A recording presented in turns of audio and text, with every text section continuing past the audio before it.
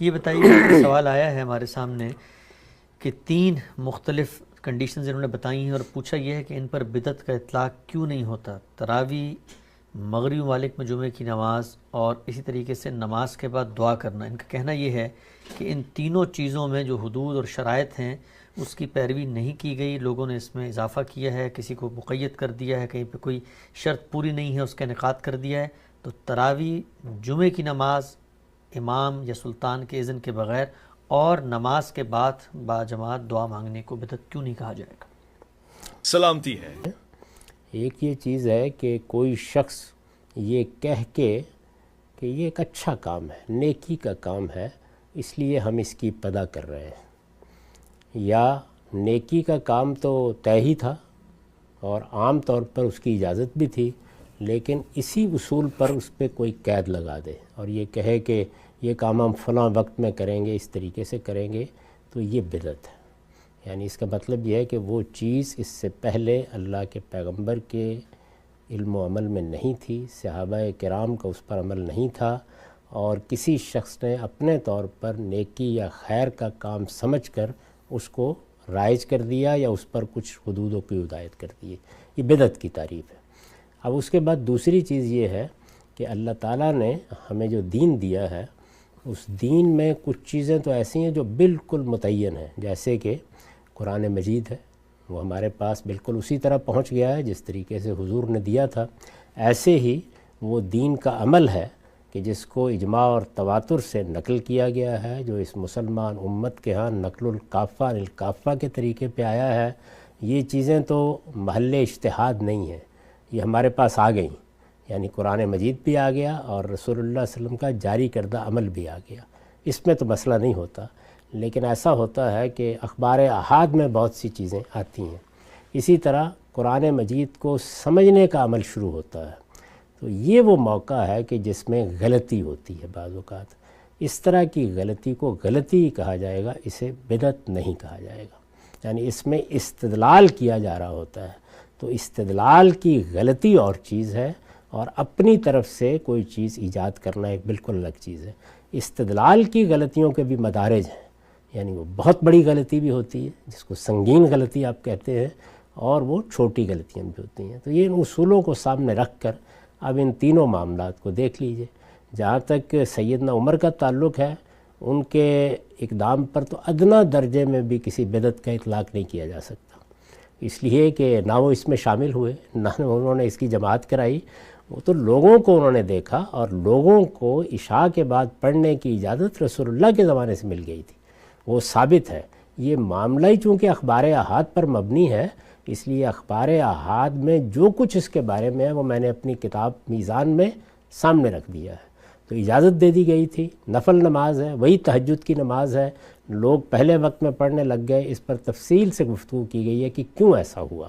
لیکن یہ اجازت مل گئی لوگوں کو۔ اب مسجد میں وہ آ کے پڑھتے تھے، اور چونکہ قرآن سننے کا شوق ہوتا ہے، ہر آدمی کو قرآن یاد نہیں، تو کوئی آدمی ادھر کھڑا ہے امامت کرا رہا ہے، کوئی ادھر کھڑا ہے، کوئی اپنے طور پر تلاوت کر رہا ہے۔ اس نماز میں تلاوت بھی چونکہ یہ فرمایا گیا ہے کہ ذرا بلند آواز سے کی جائے گی تہجد کی نماز میں،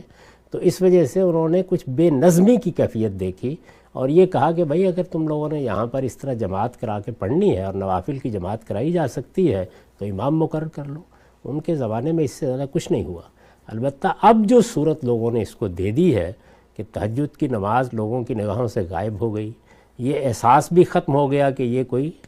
الگ نماز ہے، یہ ساری چیزیں ختم ہو گئیں، تو اس پر بدعت کا اطلاق ہو سکتا تھا۔ لیکن یہاں پھر ایک اور مسئلہ پیدا ہوا، وہ مسئلہ یہ پیدا ہوا کہ جو لوگ اس کو اس موجودہ صورت میں پیش کرتے ہیں وہ کہتے ہیں کہ رسول اللہ صلی اللہ علیہ وسلم نے ہمیں یہ فرمایا تھا کہ میری سنت اور خلفائے راشدین کی سنت کی پیروی کرو، تو یہ اصل میں ایک خلیفہ راشد کی سنت ہے۔ میں نے عرض کر دیا کہ وہاں بھی کوئی سنت نہیں ہے بلکہ ایک انتظامی نوعیت کا قدم ہے جو انہوں نے اٹھایا تھا، تاہم پھر بھی یہ کہا جا سکتا ہے کہ یہ استدلالی کی غلطی ہے۔ یعنی یوں نہیں ہے کہ وہ اپنی طرف سے ایک چیز لے آئے ہیں اور یہ کہتے ہیں کہ ہم نیکی کا کام سمجھ کے اس کو کر رہے ہیں۔ اس میں چونکہ ماخذ میں کچھ چیزیں موجود ہیں، یعنی رسول اللہ کا عمل، رسول اللہ کی اجازت، صحابہ کا پڑھنا، سیدنا عمر کا ایک اقدام، تو ہر جگہ فہم کہیں نہ کہیں کار فرما ہو گیا ہے، اور جب فہم کار فرما ہو جاتا ہے تو پھر آپ چیزوں کے بارے میں غلط اور صحیح کا حکم لگاتے ہیں، پھر بدعت کا لفظ استعمال نہیں کیا جاتا۔ تو اس کے بارے میں یہ عرض ہے جو نماز کے بعد دعا ہے، تو ویسے تو رسالت میں آپ صلی اللہ علیہ وسلم نے اس طرح دعا کی ہے کہ نماز پڑھ کے فارغ ہوئے، لوگوں نے کہا کہ بارش نہیں ہوئی، لوگوں نے کہا کہ حضور یہ مسئلہ ہو گیا، کوئی دعا کیجئے، تو اس موقع پر حضور نے دعائیں کی ہیں۔ تو نماز کے بعد دعا کرنا اپنی ذات میں یہ تو حضور سے ثابت تھا، لیکن جس طرح ہمارے ہاں لوگوں نے اس کو لازم کر لیا ہے وہ بالکل غلط ہے۔ علماء سے آپ پوچھئے تو وہ یہ کہیں گے کہ ایسا ہی ہے، لیکن اب چونکہ یہ روایت بن گئی ہے تو ہم نہیں چاہتے کہ کوئی انتشار پیدا کرے۔ تو یہاں بھی دیکھیے اقدام اپنی طرف سے کرنے کی بجائے وہ رفع فتنہ کو بنائے استدلال بنا کے بات کر رہے ہیں۔ تو جب یہ کر رہے ہیں تو اس کی غلطی واضح کی جائے گی کہ نہیں، لوگوں کو اصل بات بتانی چاہیے اور انہیں بتانا اور سمجھانا چاہیے کہ نماز ہی اصل میں وہ ہے جس کے اندر دعائیں کرنی چاہیے۔ نماز میں دعا کی جگہ مقرر کی گئی ہے، جب آپ تشہد پڑھتے ہیں اور پھر درود پڑھتے ہیں اس کے بعد دعائیں کرنی چاہیے۔ دعا آپ رکوع میں کریں، دعا آپ سجدے میں کریں، دعا ہر زبان میں کی جا سکتی ہے، نماز میں بھی کی جا سکتی ہے۔ تو اس وجہ سے یہ طریقہ جو رسول اللہ کا طریقہ نہیں ہے، صحابہ کا طریقہ نہیں ہے، اس کو ترک کر دینا چاہیے۔ لیکن اب کیا کیجئے کہ اس میں بھی ایک نوعیت کا استدلال ہے، تو استدلال جہاں آ جائے گا وہاں غلط اور صحیح کے الفاظ استعمال کیے جائیں گے۔ ٹھیک، آخری مثال کو بھی زیر بحث لے گا ہم صاحب کہ سلطان کی اجازت کے بغیر یا سلطان کی عدم موجودگی میں حکمران نہیں ہے مسلمانوں کا اور جمعہ کا انعقاد۔ جی، اس میں بھی دیکھیے ایک استدلال کار فرما ہے، وہ استدلال یہ ہے کہ اس میں تو کوئی شبہ ہی نہیں ہے، یعنی میں احناف کی بات کر رہا ہوں کہ اس میں تو کوئی شبہ ہی نہیں ہے کہ سلطان شرط ہے جمعے کے لیے۔ مسلمانوں کا اجتماعی نظم ہے جو جمعے کا اہتمام کرتے ہیں، اس میں کوئی اختلاف نہیں ہے۔ یعنی آپ احناف کے کسی عالم سے پوچھ لیں گے وہ اس کا اقرار کرے گا، اس بات کو بیان کرے گا، بلکہ بعض ہمارے زمانے کے جلیل القدر علماء نے اس کو وضاحت کے ساتھ لکھا ہے۔ ابھی چند روز پہلے میں دیکھ رہا تھا کہ مفتی محمد زاہد صاحب نے بہت تفصیل کے ساتھ لکھا ہے، یہی لکھا ہے کہ اصل قانون یہی ہے، اصل قانون یہی ہے۔ تو اب ایک دوسری چیز ہے، وہ یہ ہے کہ اگر کسی وقت دین میں نماز ہے، روزہ ہے، حج و عمرہ ہے، اصل صورت میں عمل کرنا ممکن نہ رہے، اسباب نہ رہے اس کے،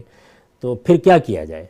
تو عام طور پر ہمیں دین سے یہ تعلیم ملتی ہے کہ ذرا اس سے کمتر صورت پر وہ چیز جاری رکھی جائے، یعنی یہ ایک اصول ہے۔ اس اصول کے تحت قرآن مجید نے ہمیں بتایا کہ تم اگر نماز عام طریقے پہ نہیں پڑھ سکتے تو کھڑے ہو کے پڑھ لو، ایسے نہیں تو لیٹ کے پڑھ لو، فرجالوں نے رکبانہ پڑھ لو۔ اسی طریقے سے روزے کے معاملے میں بعض رعایتیں دیں، اسی طرح حج و عمرہ کے بارے میں بعض چیزیں بیان کی۔ تو چونکہ یہ اصول قائم کر دیا گیا، یہاں تک کہ وضو جیسی چیز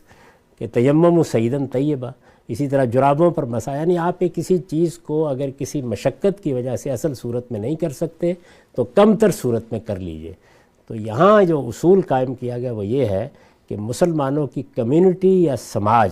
جب ان کے حکمرانوں نے اپنی ذمہ داری پوری کرنے سے انکار کر دیا تو مسلمانوں نے اس کو اس کا قائم مقام قرار دے کے یہ پسند کیا کہ وہ جمعے کی اس نماز کو جاری رکھیں۔ یہاں بھی کوئی نئی چیز پیدا یہاں پر بھی نئی چیز نہیں پیدا کی گئی، بلکہ یہ استدلال کیا گیا ہے۔ اب اس استدلال میں وہی بات ہے کہ یا کہیں گے غلط ہے یا صحیح ہے، لیکن بدعت اس کو نہیں کہا جا سکتا۔ ٹھیک، ہم سب بہت ہی خوبصورتی سے آپ نے تمام سوالات کا جواب دیا۔